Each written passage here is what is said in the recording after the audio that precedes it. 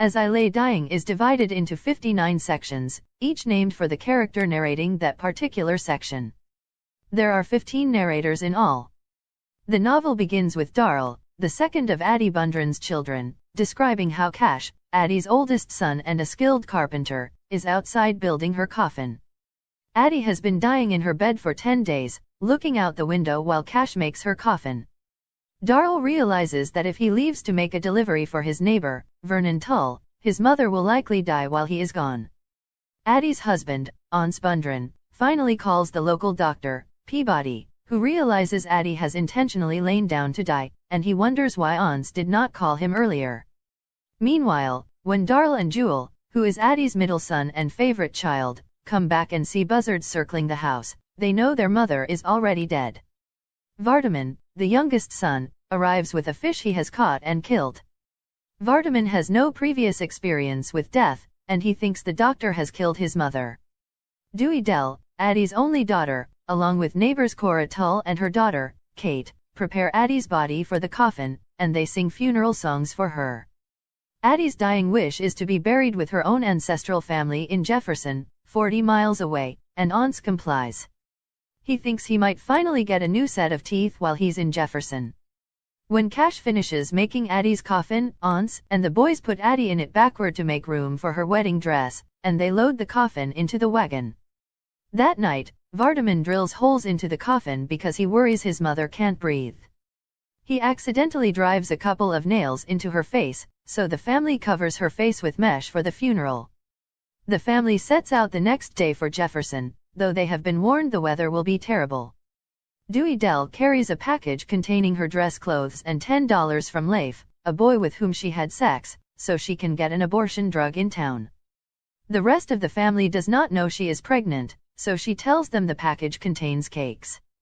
Jewel refuses to ride in the wagon with the coffin, so he rides his horse alongside. The bad weather has caused the river to swell and washed out 2 of the local bridges, forcing the Bundrens to make a long, pointless voyage and spend their first night away from home on Tull's farm. The next morning, they decide to cross the river. The wagon tips over and dumps everything into the water, including Addie's coffin. Jewel's horse kicks Cash as he tries to right the wagon, breaking his leg. The mules drown, but Jewel and Tull save the coffin and the wagon. Everyone searches the riverbed for Cash's carpentry tools. Vardaman decides his mother is a fish, not the reeking corpse in the coffin. Back home, Tull's wife, Cora, reflects on Addie's life, determining it was not a life well lived. Meanwhile, Addie's spirit reflects, too. She thinks about her disillusionment with marriage and her affair with Whitfield, the minister. She believes the 2 children she had after Jewel absolved her of her adulterous sins. She feels ready to die. She was ready back when she gave birth to Darrell, her second child. Whitfield chimes in, saying he must confess his sin to Once. By the time he arrives at the Bundren house, however, Addie is already dead, so he does nothing. The family goes to stay with Armstead and Lula the next night. Once decides to take the money Cash is saving to buy a record player, mortgage his farm equipment, and trade Jewel's horse, all for a team of mules to replace the ones that drowned in the river. The family continues to Matson, where Dewey Dell tries to get the abortion drug from the pharmacist. He refuses to sell it to her and insists she should marry the father.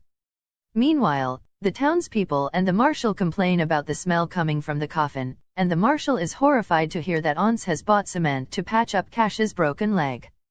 The next night, the family stays with Gillespie at his farm. They put the coffin in the barn for the night. Darrell, who is disgusted by now because they still have not buried his mother, sets fire to the barn. The other men save the animals and the coffin, but not the barn. Once, Jewel, and Cash, fearful of retribution from Gillespie for the barn burning, decide to commit Darrell to an asylum in Jackson. They realize that they are going to have to take Cash to a doctor, and they will also need spades to dig the grave. They stop at Mrs. Bundren's house and Once borrows 2 spades. Then 2 men show up to take Darrell away. The family goes to dig the grave for Addie and comes back to return the spades. Once spends quite a long time in the house but finally comes back, and they all take Cash to Dr. Peabody. Dr. Peabody is also appalled Cash's leg is in cement, He accuses Once of doing it just so Cash will not inconvenience him. Meanwhile, Dewey Dell has gone to the pharmacy in Jefferson, where Skeet McGowan, the clerk, gives her turpentine and pills, taking sex as payment. She soon realizes he has tricked her.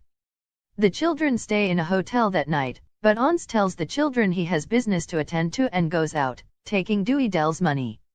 He gets a haircut and a shave, clean clothes, and new teeth. He also leaves in the morning and comes back with a duck-shaped woman, her suitcase, and a graphophone. Once introduces the woman as Mrs. Bundren, his new wife.